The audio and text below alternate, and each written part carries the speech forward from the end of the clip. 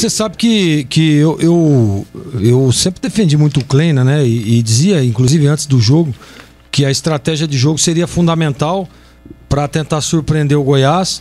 E foi o que ele fez, né? O primeiro tempo muito bem, a Ponte jogando um futebol convincente, jogando. A gente percebia que o time estava concentrado, a gente percebia o time estava organizado e bem postado.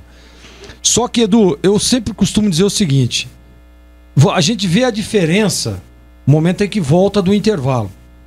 Aí a gente vê a diferença do time, da conversa, daquilo que foi determinado lá dentro, né?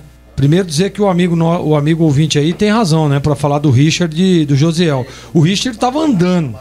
Ele literalmente entrou andando no segundo tempo. Lamentável isso. Porque eu sempre defendi ele aqui, que é um jogador que se doa demais, de muita entrega, né? Hoje, ele deve ter ficado chateado aí com o banco de reservas. E na hora que foi chamado ali, a gente percebeu que não estava nem aí. Não estava nem aí com nada. Estava caminhando em campo. Agora, voltando ao caso do Kleina no intervalo, o time da Ponte voltou totalmente desorganizado, né? Totalmente desorganizado. E até a gente costuma brincar aqui, né? E o Batista falou, chamou, pô, Gleg, você costuma dizer que não é um resultado perigoso, tal, tá aí. Olha, mas é um resultado perigoso quando você desorganiza, pô. Quando você acha que já venceu o jogo. Aí sim passa a ser um resultado perigoso.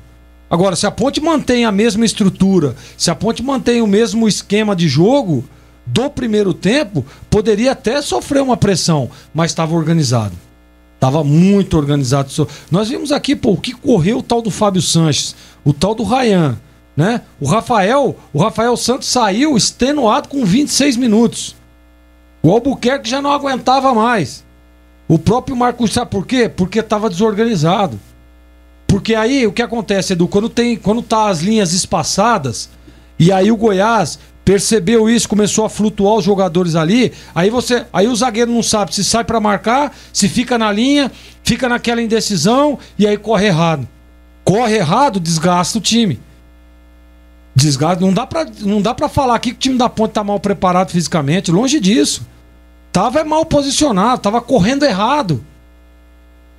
Como é que é um resultado? É um resultado perigoso que o seu Marcelo Hermes sabe que o cara lá, o tal do Aleph Manga é artilheiro e vai subir de cabeça do jeito que ele subiu. Ele só jogou o corpo ali, pô.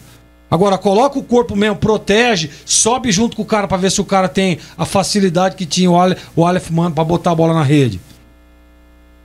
Fala se na hora da bola parada, se não tem um posicionamento, se não tem uma determinação, se não é um time organizado, toma o primeiro gol que tomou. Pô, o Dadá tava na linha ali, pô, só empurrou a bola pra dentro. Cadê o homem? Tem que ficar lá no segundo pau. Então é desorganização. É desorganização. E aí vai tomar o gol. Pô, você tá jogando contra um time que é quarto colocado na competição, pô. Tá ganhando o jogo de 2-0.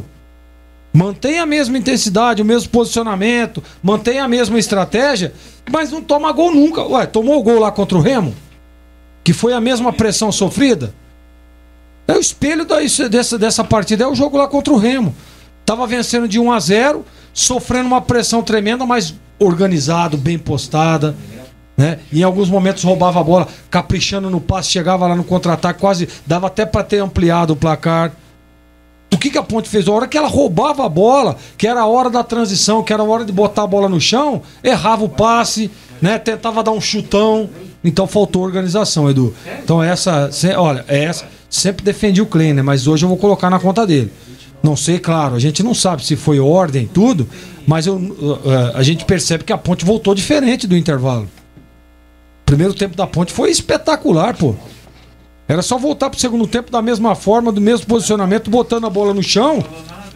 E aí quem tinha que se desgastar era o Goiás, não a Ponte. É o Goiás que tem que correr atrás.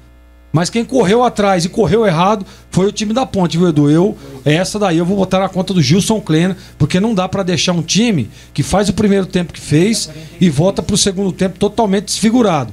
Aí é vestiário, aí é determinação, aí é posicionamento. E as substituições também realmente não ajudaram. O Hermes falhou no lance do gol, né? Não gostei da participação do Richard andando. Seu Josiel também não acrescentou absolutamente nada. E o seu André Luiz com muita dificuldade de posicionamento, né? O Iago vinha fazendo um bom jogo, cansou, né? Porque correu errado também. Mas eu não gostei dos homens que entraram, Edu.